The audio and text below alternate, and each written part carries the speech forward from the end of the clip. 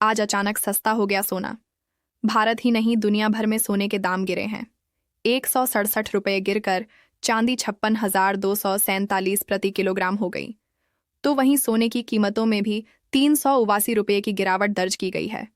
अभी अभी सराफा बाजार से आई बड़ी खबर। लगातार दूसरे दिन सोने चांदी के दामों में गिरावट का दौर जारी। अमेरिका का आर्थिक डाटा खराब, ट्रंप का होम्स पर बड़ा ऐलान। नमस्कार दोस्तों, स्वागत है आप सभी का एक और नई अपडेट में। दोस्तों, कई दिनों की लगातार तेजी के बाद सोने चांदी के दामों में जो कल गिरावट का दौर शुरू हुआ था, वह आज भी जारी है। देर रात आए अमेरिका के आर्थिक आंकड़ों के कारण अंतर्राष्ट्रीय बाजार से लेकर सराफा बाजार तक आज सोने चांदी के दामों में गिरावट देखने को मिल रही है। साथ ही अमेरिका की ओर से होम्स को लेकर नया ऐलान किया गया है, जो आने वाले दिनों में सोने चांदी के दामों में और गिरावट ला सकता है। आज भी अमेरिका की ओर से कुछ महत्वपूर्ण आर्थिक आंकड़े जारी होने वाले हैं, जिनका असर आगे सोने चांदी के दामों पर देखने को मिल सकता है। ऐसे में चलिए जान लेते हैं। सबसे पहले आज के चांदी के ताजा भाव क्या है। आज भारतीय सराफा बाजार के अनुसार आज 1 ग्राम चांदी का भाव 238 रुपये है। 8 ग्राम चांदी का भाव 1,904 रुपये है। 10 ग्राम चांदी का भाव 2,380 रुपये है। 100 ग्राम चांदी का भाव 23,800 रुपये है व 1 किलोग्राम चांदी का भाव 2,38,000 रुपये है। आज बाजार खुलते ही चांदी की कीमतों में 800 रुपये प्रति किलोग्राम की मामूली तेजी देखने को मिली और अंतर्राष्ट्रीय बाजार में चांदी की कीमत $64 के करीब कारोबार कर रही है। आपको बता दें, पिछले 20 दिनों में सोने और चांदी की कीमतों में बड़ी तेजी देखने को मिली है। ऐसे में जान लेते हैं, वरिष्ठ विश्लेषकों के अनुसार आने वाले दिनों में सोना और चांदी सस्ता होगा या महंगा। अगर आप भी सोना चांदी खरीदना चाहते हैं तो इस रिपोर्ट को ध्यान से सुने, जिससे आपको पता लगे कि आने वाले दिनों में सोना चांदी सस्ता हो सकता है या महंगा। दोस्तों, इस समय सबसे बड़ा सवाल यही है कि क्या आने वाले दिनों में सोना थोड़ा सस्ता मिलेगा या फिर एक बार फिर सोने के भाव में जबरदस्त तेजी देखने को मिलेगी। हाल ही में सोने के भाव में काफी उतार चढ़ाव देखने को मिला है। कभी कीमतें तेजी से ऊपर जाती है तो कभी मुनाफा वसूली के कारण थोड़ी गिरावट देखने को मिलती है। लेकिन बाजार के जानकारों का मानना है कि फिलहाल सोने में जो गिरावट या कंसोलिडेशन दिखाई दे रहा है, उसे बहुत बड़ी मंदी समझना सही नहीं होगा। सोने में अभी क्या चल रहा है? विशेषज्ञों के अनुसार सोना इस समय एक मजबूत बेस बनाने की कोशिश कर रहा है, यानी कीमतें कुछ समय तक एक सीमित दायरे में ऊपर नीचे हो सकती हैं। अंतर्राष्ट्रीय बाजार में करीब 4,260 से $4,360 का क्षेत्र काफी महत्वपूर्ण माना जा रहा है।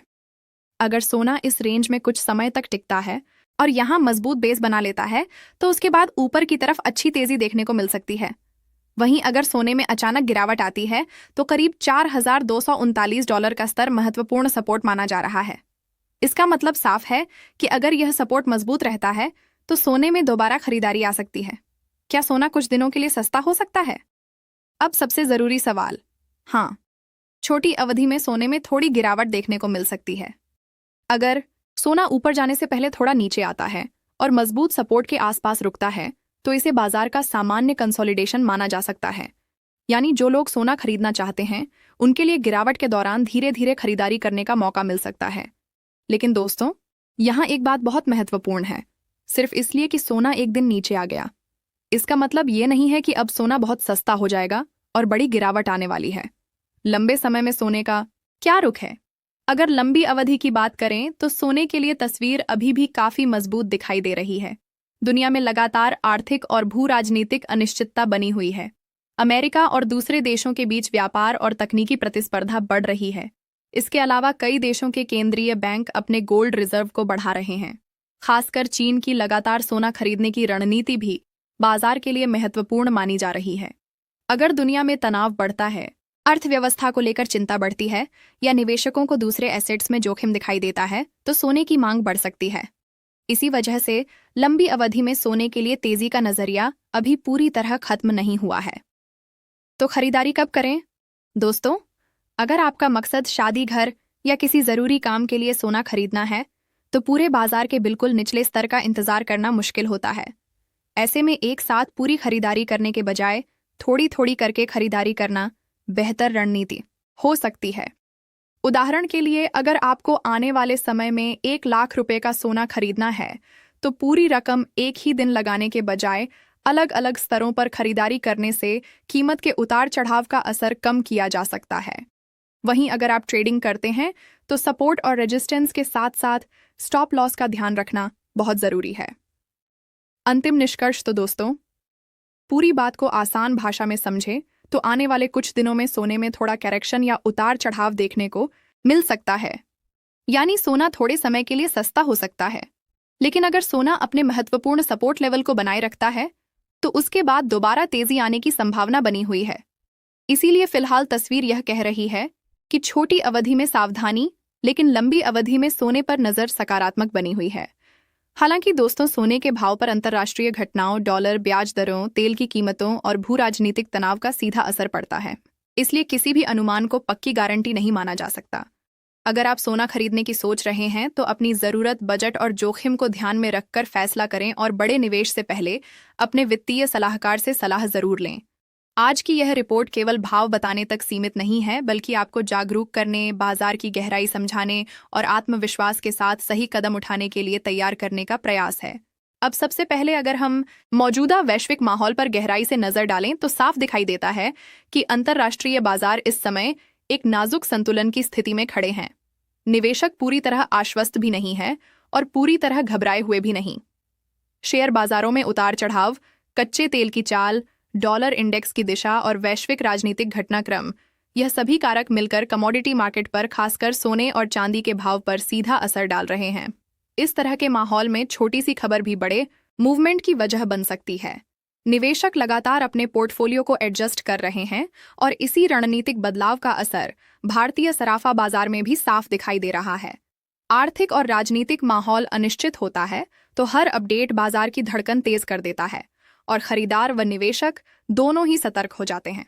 अब अगर हम रूस और यूक्रेन के बीच चल रही शांति वार्ता की बात करें तो यह फिलहाल सोने की कीमतों पर दबाव डालने वाला एक अहम फैक्टर बनकर सामने आया है। जिनेवा में दोनों देशों के बीच तैयार किए गए नए पीस फ्रेमवर्क ने वैश्विक निवेशकों को थोड़ी राहत दी है। युद्ध समाप्ति की दिशा में जो संकेत मिल रहे हैं वे जोखिम वाले माहौल को कुछ हद तक कम करते हैं। यूक्रेन द्वारा अमेरिका और पूर्व राष्ट्रपति डोनाल्ड ट्रंप का आभार व्यक्त करना भी इस प्रक्रिया को राजनीतिक समर्थन मिलने का संकेत देता है।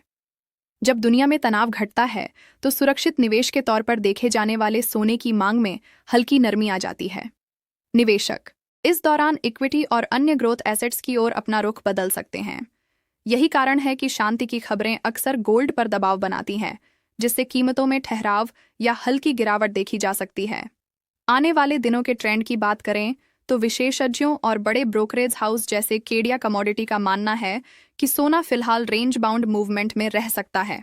इसका मतलब यह है कि कीमतें किसी बड़े ब्रेकआउट के बजाय एक तय दायरे में ऊपर नीचे होती रहेंगी। नीचे की तरफ मजबूत सपोर्ट बना हुआ है जहां खरीदार सक्रिय हो जाते हैं, जबकि ऊपर की ओर कुछ मजबूत रेजिस्टेंस लेवल है जहां मुनाफा वसूली शुरू होती है। इस तरह के बाजार में तेज रफ्तार की बजाय संतुलित उतार चढ़ाव देखने को मिलता है। हालांकि गिरावट आने पर शॉर्ट कवरिंग से कीमतों में अचानक उछाल भी आ सकता है, लेकिन फिलहाल कोई बहुत बड़ा एकतरफा ट्रेंड बनता हुआ नजर नहीं आ रहा। चांदी की स्थिति भी लगभग इसी पैटर्न का अनुसरण करती दिख रही है। चांदी में औद्योगिक मांग का तत्व जुड़ा होने की वजह से इसके मूवमेंट थोड़े अधिक तीव्र हो सकते हैं। जैसे ही कीमतों में गिरावट आती है, ज्वेलर्स और ट्रेडर्स खरीदारी शुरू कर देते हैं। वहीं तेजी आने पर निवेशक प्रॉफिट बुकिंग करने लगते हैं। इसका परिणाम यह होता है कि चांदी का बाजार एक दायरे में लगातार ऊपर नीचे घूमता रहता है।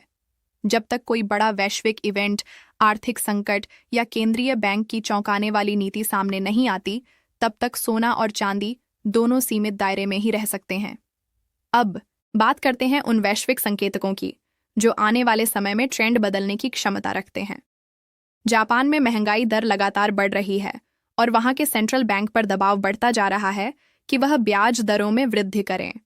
दूसरी तरफ अमेरिका और यूरोप जैसे क्षेत्रों में ब्याज दरों में कटौती की संभावनाएं जताई जा रही हैं।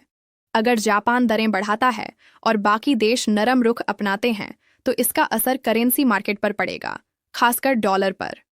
डॉलर की मजबूती या कमजोरी सीधे तौर पर सोने की कीमतों को प्रभावित करती है। इसलिए आने वाले समय में जापान की मौद्रिक नीति गोल्ड के लिए एक अहम ट्रिगर बन सकती है। तो बड़ा सवाल यही उठता है कि क्या सोना आने वाले दिनों में सस्ता होगा या महंगा? मौजूदा परिस्थितियों को देखें तो फिलहाल हल्का दबाव बना रह सकता है, लेकिन बड़ी गिरावट की संभावना सीमित नजर आती है। नीचे की ओर मजबूत सपोर्ट मौजूद है। वैश्विक शांति वार्ता, अमेरिका की आर्थिक नीतियां, फेडरल रिजर्व की रणनीति, जापान की ब्याज दरों पर फैसला, ये सभी कारक मिलकर सोने को एक सीमित दायरे में रखे हुए हैं। हालांकि बाजार का स्वभाव ही बदलते रहना है, इसलिए जो निवेशक या गहने बनवाने की योजना बना रहे हैं उनके लिए जरूरी है कि वे केवल भावों पर ना टिके बल्कि खबरों और वैश्विक संकेतों पर भी पैनी नजर रखें। अगर हम आने वाले दिनों की संभावनाओं पर नजर डालें तो फिलहाल ऐसा कोई बड़ा नेगेटिव इवेंट सामने नहीं आ रहा है जिससे बाजार में भारी गिरावट या घबराहट पैदा हो। हाँ, हल्की नरमी देखने को मिल सकती है, लेकिन इसे बड़े संकट के तौर पर नहीं देखा जाना चाहिए।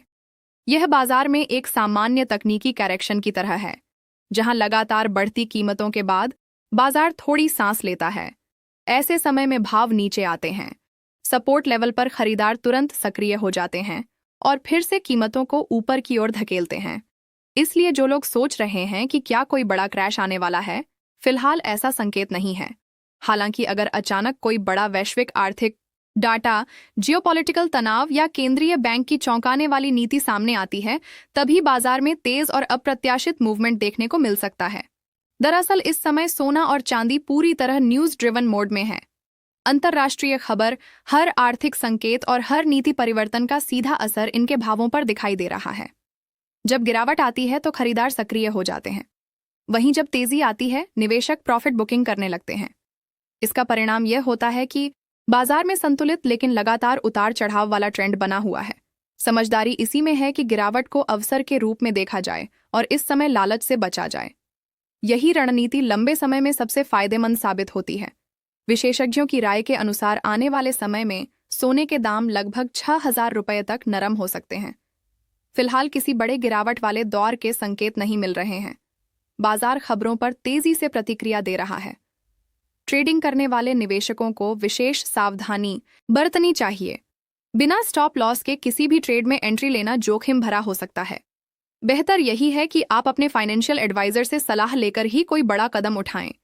साथ ही हम आपसे भी जानना चाहेंगे कि आप क्या सोचते हैं, दाम किस स्तर तक आने चाहिए ताकि आम परिवार भी आसानी से खरीदारी कर सके। सच यह है कि मौजूदा स्तर पर सोना और चांदी आम जनता की पहुंच से थोड़ा दूर होते जा रहे हैं। वजह है कि हर गिरावट लोगों के लिए उम्मीद की किरण बन जाती है। अब बात करते हैं आज के ताज़ा भाव की, ताकि आपको पूरी तस्वीर समझ में आ जाए। भारतीय सराफा बाजार के अनुसार आज 18 कैरेट सोने का 1 ग्राम 1,460 रुपये पर कारोबार कर रहा है। 8 ग्राम का भाव 11,980 रुपये दर्ज किया गया है, जबकि 10 ग्राम सोना 14,600 रुपये के स्तर पर पहुंच चुका है। 100 ग्राम की बात करें तो इसका भाव 1,14,600 रुपये तक पहुंच गया है। यह संकेत देता है कि बाजार में मजबूती बनी हुई है और खरीदार अभी भी सक्रिय है। जरूरी है कि हम खरीदारी से जुड़ी एक महत्वपूर्ण बात समझें। जब भी आप सोना या चांदी खरीदने जाएं तो केवल कीमत देखकर फैसला ना करें। हमेशा शुद्धता की जांच करें और यह सुनिश्चित करें कि जिस आभूषण या बार को आप खरीद रहे हैं उस पर हॉलमार्क जरूर हो। हॉलमार्क आपकी सुरक्षा है और धातु की शुद्धता की आधिकारिक पुष्टि करता है। बिना हॉलमार्क के खरीदारी करना भविष्य में नुकसान का कारण बन सकता है। इसलिए सजग ग्राहक बने और पूरी जांच के बाद ही निवेश करें। अब नजर डालते हैं 22 कैरेट सोने के ताज़ा भाव पर। आज 1 ग्राम 22 कैरेट सोना 4,980 रुपये के स्तर पर कारोबार कर रहा है। 8 ग्राम का भाव 39,840 रुपये पहुंच गया है, जबकि 10 ग्राम का भाव 49,800 रुपये दर्ज किया गया है। 100 ग्राम सोना आज 4,94,000 रुपये तक पहुंच चुका है।